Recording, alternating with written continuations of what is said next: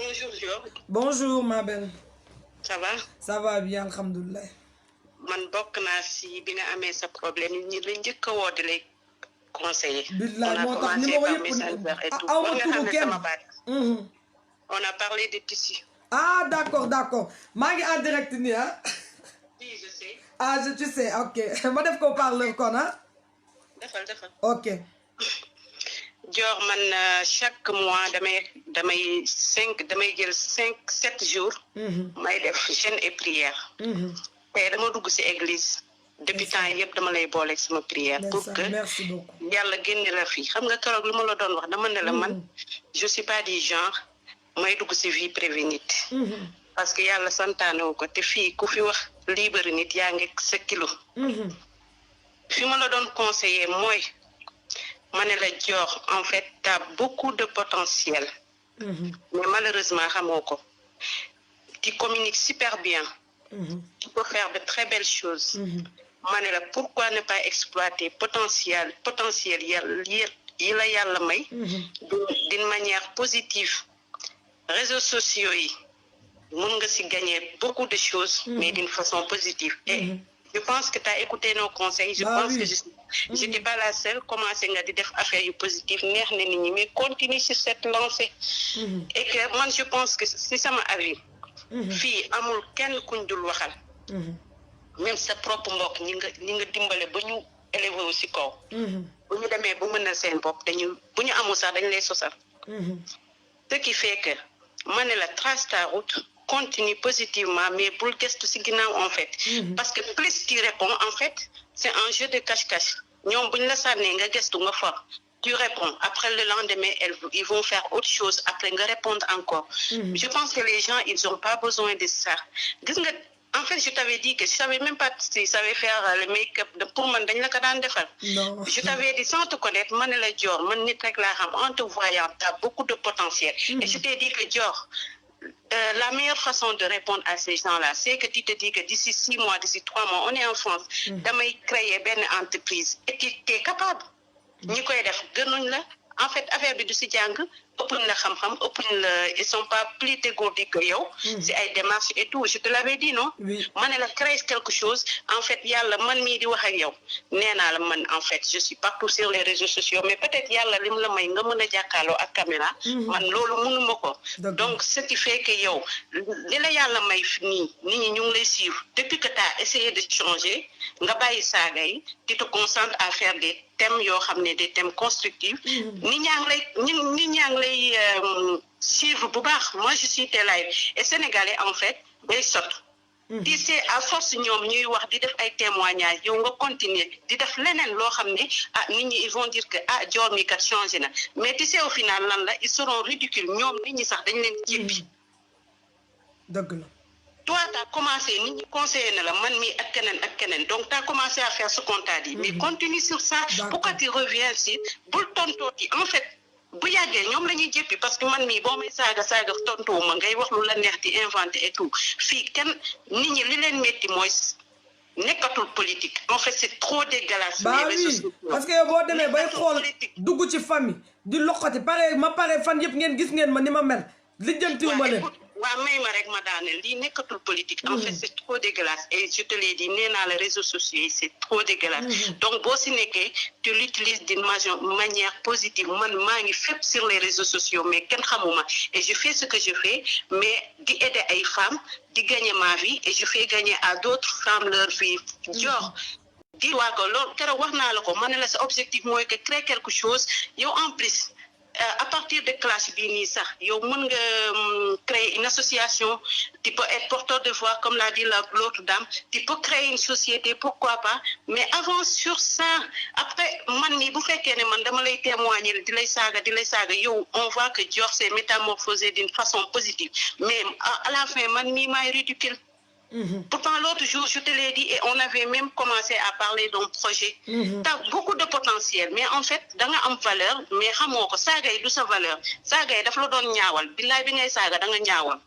mais quand t'as changé gis nga sa visage day rayonnant et tout kan moo bëgg saaga. donc t'as arrêté les sagas maintenant t'as commencé à faire loo xam ne nit ñi bëri nañ ko seetaan parce que ñu bëri man ma commençant par man xalaatuma woon yàlla naan damay man je suis pas hypocrite xalaatuma woon ne damay partager sa vidéo yi nga doon clashante di saaga man du ma ko def man loo xam ne dafa négatif du ma ko partager mais par contre booy def lu positif là ça sera avec un très grand plaisir ma partager ko man tamit yàlla may na ma sama expérience mën naa la jox des conseils gratuitement des trucs comme ça on en avait parlé et tout laisse-les témoigner témoignage dafa yomb laisse-les parler et toi tu avances autrement Dior lii ku la ko waxul la dëgg en fait tu perds ton temps c'est en fait nit ki day nekk dans sa boue man damay nekk si sama boue bi léegi ma nekk si poto bi yëpp takk ma yow nga romb ma sañse ba jekk di dem au lieu ma bàyyi la nga dem mais dama lay xëcc pour nga fekk si ma si boue bi mais t'as de la force utilise ta force et tu avances. D'accord, Inch'Allah. Franchement en plus il faut pas être têtu man bu la neexee nga def wax naa la ko keroog écoute tes followers ñi nga xam ne dañ lay conseiller d'une manière positive. ay xoolal têtu ma nag parce que gis nga xam nga ko yaa ngi may conseiller nga ba ma waxee ma ne la waaw. xam nga kii c'est que xam nga rek audio bi ñoom dañ ma ko yónnee tey suba rek looloo tax affaire bi. je comprends ça fait plus mal. bu ma wan Sénégalais yi ne que man bàyyi naa mais ñoom ñooy bëgg di ma pousser à bout. waaw y a pas de souci tegal audio bi rek nit ñi déglu ko après tu avances. nit ñi buñ ko dégloo am nañ xel. après nga ne là audio baa ngi noonu je vous laisse juger je vais pas m'attarder là-dessus man maa ngi avancer tu sais nga def ko d'une manière classe nga continuer. parce que ñoom loolu la ñu bëgg en fait lu ñu bëgg bu leen si fekk si nit ñi wax nañ la ko waxaat la ko. vraiment man xamuma la saxaloo ma lem li ma la wax bu fekkee sama intérêt la bu si def dara bu dee sa intérêt la nga jël ko def ko mais les gens sénégalais bëggul injustice en fait. autant que ñun entre ñu dañuy xeexante mais sëy dafa sensible. c'est très très très sensible te en plus keroog ba nga doon wax naan en plus tu t'es battu toute seule xamoo sa papa dafa teel a dem et tout man sama papa xaw ma ko c'est pas parce que mais samay parents dañoo teel a séparé wu. ça après loolu noonu après góom lay nekk si xale bi daal nga grandir c'est vrai que sama yaay mu ngi ma doon jox lépp li ma doon bëgg et tout mais en plus l'enfant a besoin si ya ak yaayam ak papam pour pouvoir s'épanouir. Moi, j'ai connu une enfance très heureuse, mais le fait que le manque de père à côté de moi, c'est pas que son papa def ma sànni defuma dara mais séparation day am. Donc je connais ce que tu vis. Donc yow yàlla comme kii bi mu génnee li mu wax loolu beauté en un moment de doon clashé ba boo koy déglu sax da ngay bëgg a sànni sa portable mais elle a utilisé ça pour pouvoir créer quelque chose et maintenant tu vois mais fais pareil léegi bu ñu la waxatee dara. jël ko nga teg ko nit ñi déglu ko nga ne ko je vous laisse juger je passe à autre chose. D'accord. Mais vraiment je pense que loolu rek moo mën a changer de mais pour si sax desati 20 minutes ou 30 minutes di wax. bàyyil nit ñi ñu juger dañuy dem ba nit ñi jéppi leen. D'accord. De grâce voilà man xawma la xamoo ma utuma dara si yow je pense que utoo dara si man. mais injustice si boppam la nit ñi bëggut. donc vraiment je suis désolée bu fekkee ne kii na ñaanal naa la église nag. j'espère que yàlla dina la. jàppale ba jafe-jafe yëpp nga jóge si. dëgg la jërëjëf merci beaucoup. je t'aime fort naa la woo après bu ma paree live. amul problème. ok merci beaucoup. bon comme ni ko nit ñi waxee rek comme ni ko nit ñi waxee man daa xawma sax lan laa war a waxati.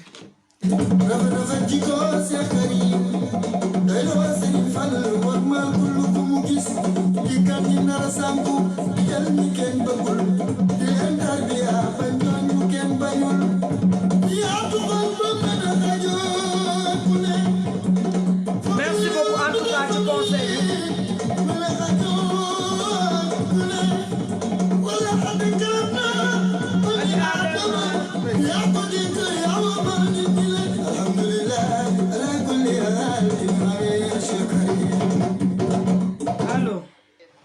Allô oui yaayu jàmbur Nana Gueye que elle a bien parlé yaayu jàmbur ziar naa la.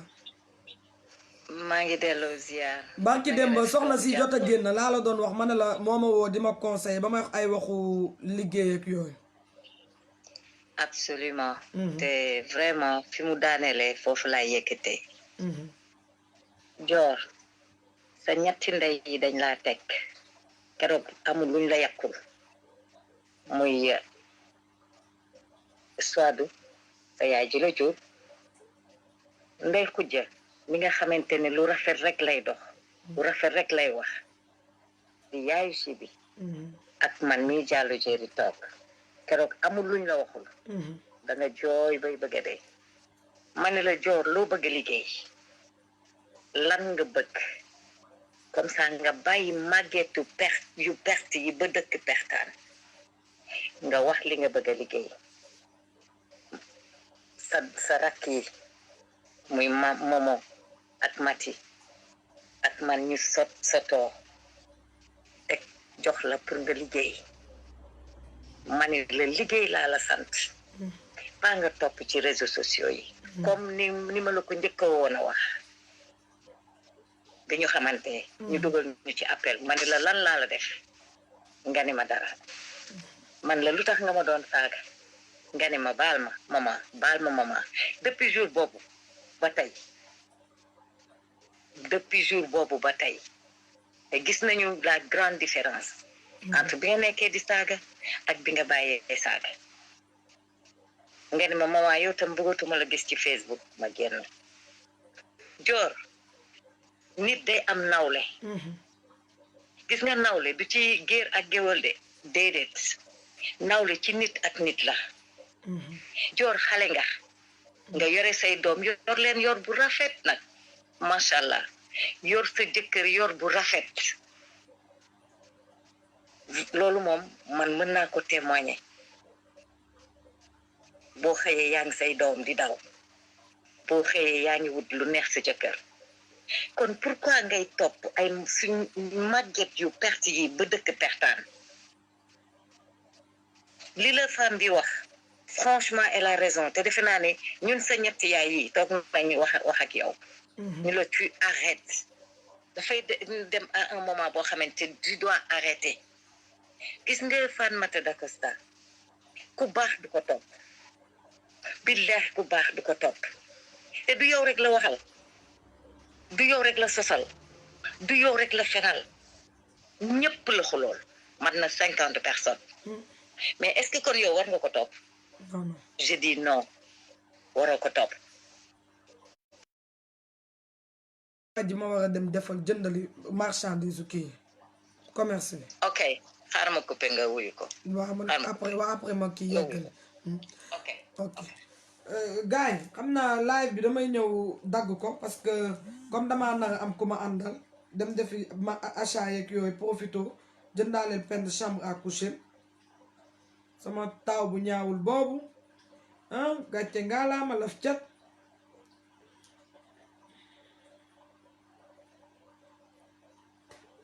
ma leen di wax incha allah rabbi ba ngoon xam naa ma jëndee marchandise yi sa naa ko teg ci table bi incha allah dégg ngeen bu ne ah oui Ibrahim je descends ok je descends merci bon les gars je vous aime beaucoup on se dit à tout à l'heure et gros bisous à tout le monde merci beaucoup yéen ñi fi toog di jéggalu nag xam ngeen rek gars yi maa ngi leen di ziar yéen ñëpp di leen remercier décalage bi Monique Bari il faut ngeen bindal ma heure bi looking good mashallah looking good nga wax good man day ay waaye sama doom day nag man dégguma anglais gars yi nag ziar naa leen maa leen di wax ngeen jéggal ma ci heure bi normalement nee woon naa leen démb ci guddi du ma génn mais xam ngeen rek seytaane dafa am barki alxuraan Mouhamed Niang de yàlla na baat bi kii seytaane dafa am seytaane dafa am xaama wuyu kii allo oui allo maa ngi lay dégg de allo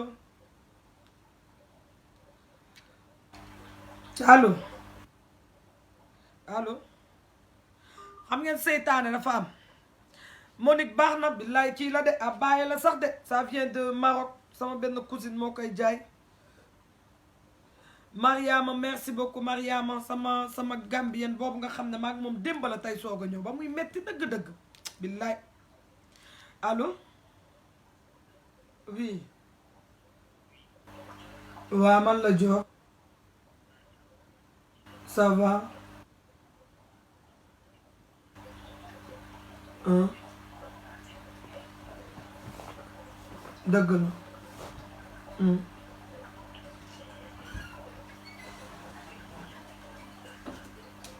dëgg la dëgg la mais da nga bëgg a waxtaan ak ma parce que ma nekk en direct nii dama nekk en direct ma wala après wala ok amul problème ma pare naa la woo merci beaucoup gars yi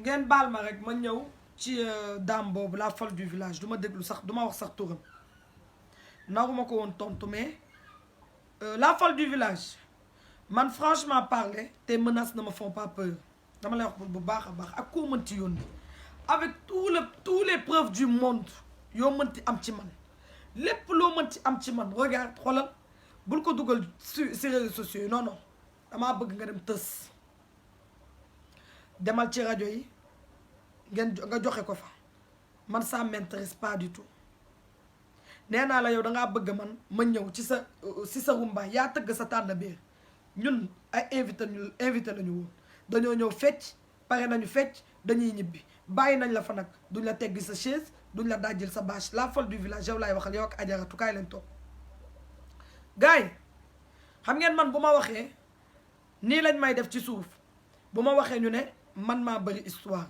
man maa réew man maa vulgaire te aram xool leen numéro bi ngeen xool leen bu baax ban heure laa ko yónnee message xool leen nan laa leen koy wane sax numéro Sénégal bi ci diggante kii di woote bu ma woo numéro Sénégal bi xool leen numéro Sénégal bi gis ngeen numéro Sénégal bi oh là là gis ngeen numéro Sénégal bi gis ngeen ko bu baax ah yónnee na ma message xool leen heure bi ma yónnee message 3h17 du matin gis ngeen 3h17 du matin déglu leen benn xale bu jigéen moo ciy wax xaw ma kan la du ma tuumaal kenn mais la folle du village laay waxal ak ajaratu Sall parce que man bëgguma tuumaal doomu aadama ki leen jox vocal bi nag di wax ndaw si soxna soos xaw ma yow xaw ma la lenn laa lay wax mooy man munoo ma yàq damay teg audio bi ngeen déglu ba pare ma soog a yeggali.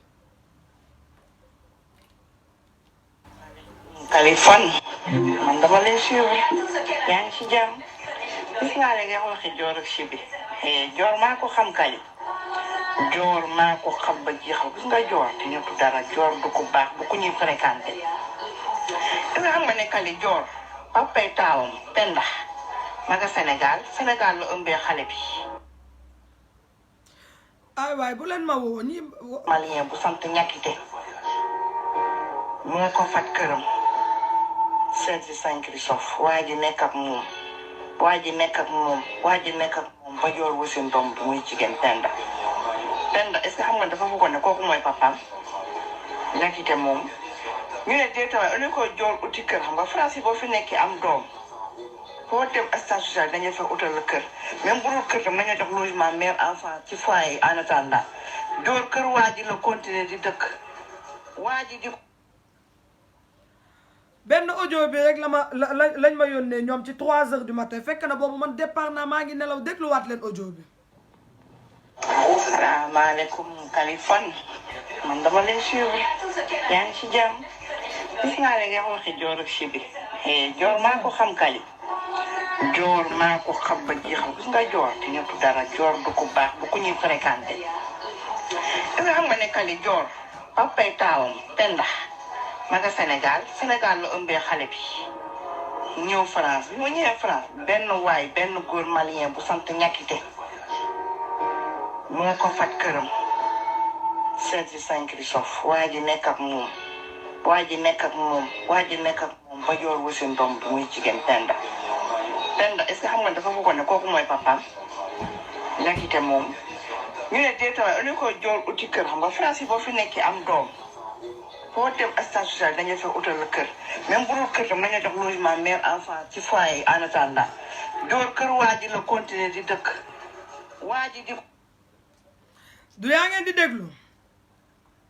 ngeen di déglu leen benn audio bi la ma yónnee tegal ma ci ay reetaan déglu leen gis leen en cas tegal ma ci ay reetaan gis ngeen pare bind baa ngi ni naa leen ko postel mu ne ma poubelle moytuma li ma yor si audio bu ma la ko yóbboo Facebook nga doyal loolu la ma wax ma tegalaat leen audio bi.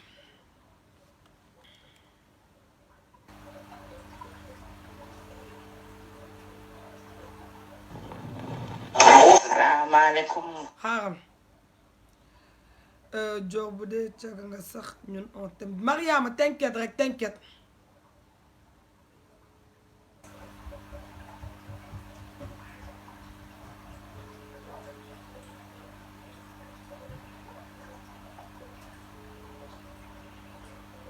allo Lamba.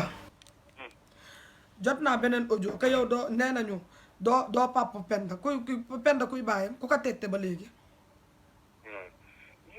wax naa la ne ñoo ñii jarul nga leen di tontu bu fekkee ne dañoo bëgg a am kii benn nañ ma woo directement. d'accord léegi papa Penda ngi nii di wax ak yéen nee na bu nekkee ne da ngeen bëgg a xam vérité ngeen woo ko directement moom mi ngi xaar seen appel yàgg na. jarul wax naa la ne jarul ñoo tontu. non xam nga lan moo tax ah. xam nga Sénégal xam nga damaa toog ne bàyyi naa dootuma leen faale ndax li metti woon sama xol génne naa xam nga ba ma ñëwee keroog waxtaan nañu man ak yow ba ma wax ko Mama Aïcha léegi ñoom gis nga lii tey ci suba ba ma jógee julli 5 heures du matin laa ko gis dañ may pousser pour ma génn. maa ngi ci liggéey kay nii. ok après boo waa bu ma paree live kon ma woo la Fatoumata la folle du village sax la folle du village. xaaral gars yi yéex a dugg ma tegalaat leen audio ma wan leen man bi ma lan laa ko tontu 3 heures du matin en tant que femme yaay 3 heures du matin gis nga man nii damay ñëw daw parce que damaa war a changer benn chambre à coucher papam daf ko jox xaalis pour ma changer ko chambre à coucher chaque année Aïda Bonanger moom di sa ndey di sa mag laaj ko ba may woo ba tombeek xale yi di jàngi Françoise Hélène Gaye laaj ko man sama doom seen baay nu mu mel ci moom loolu waa jubbanti ñoo ko mën a seede ak Mama Aïcha ak Tànday Xudde yow mënoo xam sama vie wu doom Fatmata mënoo xam man sama vie wu doom Fatmata Dansokho déggoo ma de yow man dama laa gën maa la gën a nekk nday ju baax yow maa la gën a nekk nday ju baax est-ce que xam nga loolu maa ngi ni dama yeewu di daw papam jox ko xaalis pour ma changer ko chambre à coucher bi nekk fii ci néeg bi barki dem moo jaay la telem yàqu papam jëndal ko télé bu bees tàq ñëw teg ko xale bu jigéen bi lii mu la wax nga yónnee ma ko mettiw ma parce que déglu leen li ma tontu Fatmata Dansokho à 5 heures du matin je me suis levée pour faire ma prière 5 heures mi ngi nii Fatmata tu m'as envoyé le message mi ngi nii envoyé message bi 3h17 ne ma poubelle jéey boo xamoon poubelle moytu ma li ma yow si audio bu ma ko yóbboo Facebook nga doyal ma tegal la ci ay reetaan mi ngi nii ba pare bindale ne la gis nga heure bi ma yeewu di jaamu yàlla déglu leen audio bi ma tontu Fatmata. alors Fatmata Dansokho dama ñàkk fayda amoo fulla gis nga man heure bi ma yeewu di jaamu yàlla gis nga ko heure bi ma jóg maa ngi ne di sangu di jàpp bu julli yow nga nekk ba heure bi ay 3 heures kii nii bu ma ay Daouda Niang bul ma bindaat lii de dégg nga ok mais yow tu es malade yow Fatmata yow dafa feebar yow tu vis pas putain kon yéen seen délégation seen googu nii ngeen di dundee yéen da ngeen di guddi gi yëpp bëccëg bi guddi gi yëpp da ngeen di loqati loo xam ne moom ngeen di tegalee nit mais Fatmata réveille-toi Fatmata yow mag nga Fatmata tu es grande Fatmata mag nga dama foog ne audio bi kii la wax ni man intéressé na wala kii li mu wax ni mën na ma yàq mais vous êtes bête vous putain waaye ma dem jaamu ji sama yàlla moo gën yow nitu iblis la yow nitu iblis la li ngay def maa la ko dàq de li ngay def nii maa la ko dàq ba mu mat sa billaay wallaay mais déggoo ma mënoo too ma indi sa géem xeexu sa xolal lu saltali yow yaa ko mérito jëla xolal utal ku la neex mu ne moo jur sama doom kii ne jurul sama doom di jëntuuma ndayam sax li ngay def di jëntuuma ko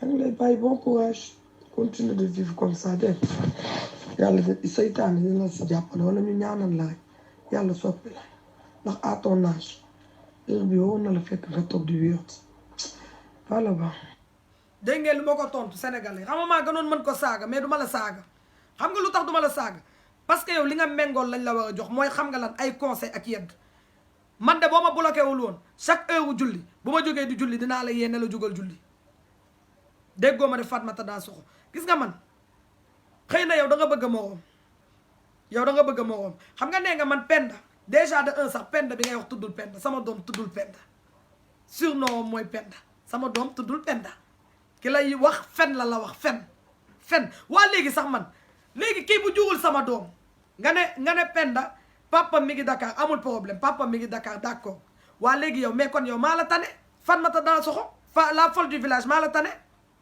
la folle du village borom ñetti baay yow maa la tane ah yow Penda moo la tane yow am nga ñetti baay Penda am na ñaari baay nga ne amul problème j'accepte waaye Penda tey ñaari baay yooyu mu am baayam ji de fi mu ko tegu fa kenn Penda mi ngay wax baayam bii fi mu ko tegu fa mindeef barki Seydina Mouhamed lu leer laa lay wax ni midi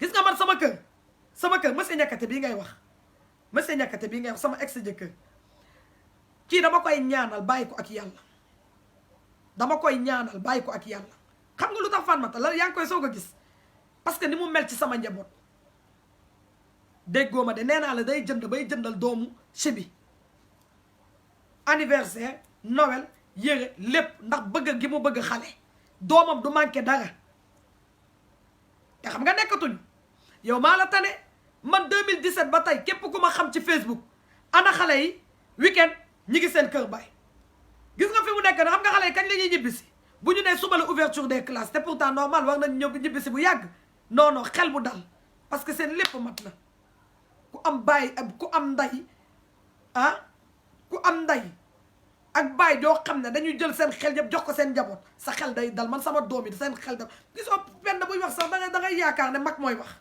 te xale bu ndaw la doo rus sax yow xam nga li la metti demal nga wëri sa baay sa doomu baay xam nga yow da ngay confondre nit ak yow sa baay boobu sa doom boobu moo amul baay yow li gën a bon mooy sa doom jooju amul baay te xamoo kuy baayam ndax boo xamoon kuy baayam xanaa nag weekend dina dem anniversaire baayam dina ko jël si fête baayam dina ko jël si waaye yow bi ñu la xamee ci Facebook bi ba tey chaque jour yàgg sa mongol sa doomu chinois boobu yéen ay toog xanaa yow neewoo baayam millionnaire la xaw ma milliardaire man sama papay doom yi du amul xay yorul de mi ngi sant yàlla de waaye lu mu am day barke ndax lu mu am bokk koog njaboot ci déggoo ma day defal ba defal xiige bu ndaw mi nga xam ne sax juru ko sama kër y a pas de kii laa jur kii juruma ko kon da ngaa dem uti ñi kañ ay mafia bati lañu mafia bati kon da ngaa dem uti nii ku lay informé ki lay informé nee ko joor nee na merde est-ce que yaa ngi comprendre xam nga lan moo gën a bon doom ju jur baay baay bu jur doom te toppatoo woo ko baay bu jur doom te toppatoo woo ko booboo garaaw bu nekkoon ne sax sama doom yi amuñu baay bu leen toppatoo waaye man samay doom nam bu amee baay Sénégal nga ne waaw moom est-ce que daan na ma papa il a pas yow moom waaye kii non yow xam nga ne bu ma Penda woon ba ma tegal ko ba ma paas na ko ba mu damma jee la wax la sa bopp kon dina la dicté yow dina la dicté nag ne la jëlal big ak feuille ma dicté la nga war a wax yow man dama laa nawloo non je me mélange plus yaayu maman je me mélange plus ay man kay damaa tëdd yeewu 3 xam nga ma damay yeewu fajar bi di julli ba ma yeewoo lan moo ma dul yee bu ma gisee baax mën naa tëdd nelaw xab baabal yeewu di julli jot message yi ak ay reetaan mu tegal ma si ne ma poubelle joy li ma yor si audio bu ma la ko tegalee Facebook nee naa la xoola boo génnee woon sama awra sax postel ma ko yow munoo maa génnee Facebook wala dégg nga olof man lay neex ma génn. salaamaaleykum Kaliphone man dama lay suivre yaa ngi ci jàmm gis naa ne nga waxi joor ak Chibi joor maa ko xam nga kii di wax nga xam ne xamuma kii di wax nga xam ne xamuma man ba may xam papay xale yi di nekk ak moom boobu xalaatuma sax ne dinaa xam ku niroo ku mel ni Chibi dinaa xam ku tudd Chibi bay sëyaat ak moom xalaatuma woon ne sax dinaa pare ci sëy boobu ba amaat beneen sëy nga xam nit ku ñuul ni mu soxoree nit ku ñuul lan moo tax ngeen iñaan yéen soxor à ce point jéppi ma à ce point jaral na leen vous allez chercher du n'importe quoi man dama leen ne bokkatuma ci sa game Fatmata munoo tëgg sa tànn biir ba pare ne ñun dañ koy fecc ba ngay teggi chaise yi munul am yow li nga méritool rek ngay des comme yow saaga ñeppante ubbi page di wan oo nit ñi ci kaw que yow tu es bien di dugg ci famille jàmbur di woote man de li ma la bañ woowu gu ma sa nday saaga ko en direct woowu gu ma sa waa kër lijjantiwu ma sax sa vie barki Seydina Mouhamed gis nga man la folle du village man gis nga sama combat ak yow bu ma paree ci Facebook bi xoolal gëstoo ma la lenn parce que intéressé woo ma bi may tooñ may génn di la saaga c'était juste xoolal pour défouler sama mère ci yow mais man tu m'intéresses pas on n'a pas xoolal amuñu même niveau man je réfléchis feneen nee naa la mère moo taxoon may jug di say si sa kaw mais mercredi ba ma génnee li nekk sama xol dara safu ma munoo ma wax lu ma fereñeente pour ma toog fi génnaat di la saaga ndax nit ñi di dugg di ma seetaan di ma naan ñun de d'accord nañu ci décision bi nga jël maa gën a mën xolal gis nga bu ma sasee xam nga mën naa ko lii may def nii c'est juste sénégalais xam ne yow yaa may tooñ ba ëllëg bu ma génnee samay nit duñ ne Dior mii de dafa soppi wala daa wax dee ma poussé rek dee ma poussé mën naa la jëlal campagne une semaine jàpp sa nday jee suntu bu waaw jàpp jël cour bi tàllal ay tànkam jàpp yëfam yi di ko dëbbate ba mu mokk ko mbax ma def ko bu leen fekk sa bàyyi laa xira ma jox ko mu lekk ko xam kay Dior maa ko xam ba jeexal gis nga Dior te ñëpp dara Dior du ko baax bu ko ñuy fréquenté nga xam nga ne kali Dior papay taawam Penda ma nga Sénégal la ëmbee xale bi ñëw France bi ñoo ñëwee France benn góor malien bu sant ñàkkite moo ko faj këram Serge Saint-Christophe waa ji nekk ak moom mais Didi Diémé dafa feebar yow ñaata at nga am mère Firdu ñaata at nga am ñaata at nga am ci yow yaa ma mag yow tu es là à seulement lan chercher loo xam ne day bousiller la vie de Dior man tu peux pas bousiller ma vie wallaay billaay tu peux xoolal man tu peux pas me détruire xam nga lu tax parce que man sama xol dafa set man musuma dem ci sëriñ yóbbu sa tur man nay naa ko jamais man duma dem xoolal dinaan sëriñ yàqal ma diw xalaatuma ko parce que aw ma jot boobu Fatmata man déggoo ma ne la xoolal lu ma nar a fay nit naan ko defal ma lii nit sax ma jox ko sama njaboot ji toog yow yaa am temps man ñaata nit a may woone dañ la xam ñaata nit man ñoo may contacté ne yow dañ la xam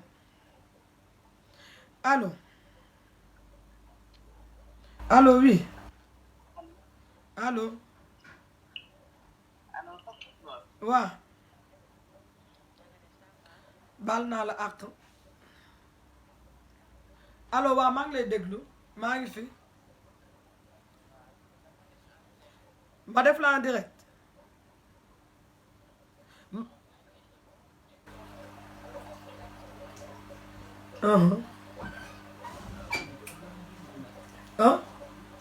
kam bira mais kan moom wu allo oui xoolal xaaral ma ñëw gars yi ma ñëw dama am appel maa ngi lay woo léegi xaaral ma dem wuyu ci buntu bi gars yi tax xaar leen ma digal leen ma xam ngeen maman Aïcha dafa ma kii pour ma def commerce léegi dafa am ay documents yu ma demoon defi mairie loolu lañ ma doon doy ngeen damaa war maman Aïcha dafa ma jëndal benn camion kap moom nekk Christophe allo waaleykum salaam ça va bien Bluetooth mode. ok ñu ngi lay déglu Bluetooth connected. benn moo la am bu ma lay wax. waaw. ne te mélange plus avec la racaille. sa kanam. tu n'es pas haineux. tu n'es pas un tribaliste. dëgg la. donc dafa am yoo xam ne Dior ci ignore. ñun ñëpp fii lañ nekk France. Dior ku bëgg a bon doo sëy doo wut jëkkër. tu es belle jeune et fraîche réewuloo xesaloo ba timpi tampi. dëgg la. am na foo dem taxaw dinaa baawu tubaab bi lañ lay xëccoo. dëgg la. mais da ngay renoncer à tout ñi koy def dàq ñu la ko. mais da ngay renoncer nga toog am jëkkër di sëy. t'as choisi d'être une femme mariée. da nga koy résumer avec tout lu muy comporter. gis nga Dior animer sa page Facebook sa paye nga dugg ci ay débat dugg ci ay thèmes xool nit ñi def ay œuvres sociales nit ñi accompagner la jàppale la. dëgg la. tu es aimé par les gens yow force woon nit ñi ñu bëgg la de. parce que mais nit ñi ñoo la bëggal seen bopp. ndeysaan. et les gens ne sont pas bêtes les gens ne sont pas folles. kanamu ko bon ça ses yeux même pas la. tu n'es pas un tribalisme Sénégal tribalisme lay fi bëgg indi mais c'est impossible. tu n'es pas haineux. Ne te mélange plus avec la racaille. non c'est loolu nag loolu mooy seen problème parce que xam nga nit ki. Je te dis 2 mots. Tribalisme bi am Cameroun am Côte d'Ivoire le Sénégal yi bëgg a installé au Sénégal. Et c'est impossible. Dior gérer sa kër gérer say doom man naw naa la xam nga lu tax. fii ku ñëw bëgg sëy da ngay sëy. ndeysaan ku bëggul sëy. nekk célibataire. moo gën a avantage am fi jëkkër teg ko ci kër di ko jox lekk di togg di yàq di sëy ñuy écarter say tànk. dëgg la dëgg la. su la neexoon nga nekk femme seule. nekk ci lu la saf ak lu la neex. man luñ la mënti wax man yaa don't care. Du moment où tu as choisi d'être une femme mariée. man je te félicite sur ça. merci beaucoup. fii ñu ñëpp France ak nekk imposé ñu kenn mu am jëkkër ku ci sëy daf la neex ak sa dimension si suñu borom. bàyyil tontu bi nañ la yónnee 1000 audio 10 000 ne répond plus. d'accord xam nga lu tax à un moment donné ñun ñoo jënd suñuy connexion ñoo koy fay di lay seetaan. am na mère yu lay bëgg am na ñu lay ñaanal am na ñu lay yërëm am na ñu la teg toor. dëgg la am na ñoo xam ne coupable nga devant eux. mais pense à la minorité. yi nga xam ne ils sont là à te regarder ñu bëgg sa avancement. Facebook maintenant ça paye ay saaga ndey bu ci dugg animer sa page. ñu lay fay nga sant dugg ci ay mouvements sociaux dugg ci débat yi dimbali nit ñi après tu vois yàlla moo lay dimbali. d'accord amul benn problème. incha allah yàlla moo la war a dimbali moo tax mu teg la ci réseaux sociaux yi lii nii on le voyait chez les Camerounais. game bi on le voyait chez les Ivoiriens. on le voyait chez les Congolais. man tu es la seule blogueuse sénégalaise bu may seetaan. ndeysaan merci beaucoup. donc yàlla moo ne Sénégal dina am blogueuse. te blogueuse bi yow lay doon. donc yow demal ci beneen tournure. incha allah. fii blogueuse yi ñu nekk si kaw toit bi yépp nii ci classe lañ njëkk pour nit ñi xam leen. Flo de les Veuves Joyeuses et Emmanuel Keita tout le monde yi ngay gis loolu beauté. si dimension bi lañ commencé yàlla moo ne yow. dëgg la ci lii la leen nit ñi di xamee. mais du moment où am nga sa petit minorité bu lay xool en direct. jaay say produits de beauté. jaay say parfum jaay say choses. di nga dem ba di nga am 2 millions d'abonnés Makoso mu ngi nii tey presque ay 2 millions d'abonnés la am lan moo ko may ci place la jógee ak pasteur. ndeysaan les gens t'ont connu xam nañ la ba pare. dëgg la. les gens xam nañ la ba pare. assumer yow que assumer que sa game la assumer ko maintenant passe à autre chose. d'accord incha allah. fii blogueuse bu ne génn nañ saytaan loolu moo gën a pire li ñu lay def. passe à autre chose animer sa page nga dem à l'avant africain yi jàppale la Sénégal di jàppale nga nekk la voix des sans voix. ndax sénégalais li ñuy toog di nettali France tu es bien placé ndax fii ngay vivre. ak sa caméra tu peux aider beaucoup de monde tu peux nga mën na dimbali ñëpp. dëgg la. laisse la racaille. ne te mélange plus avec eux. amul benn problème.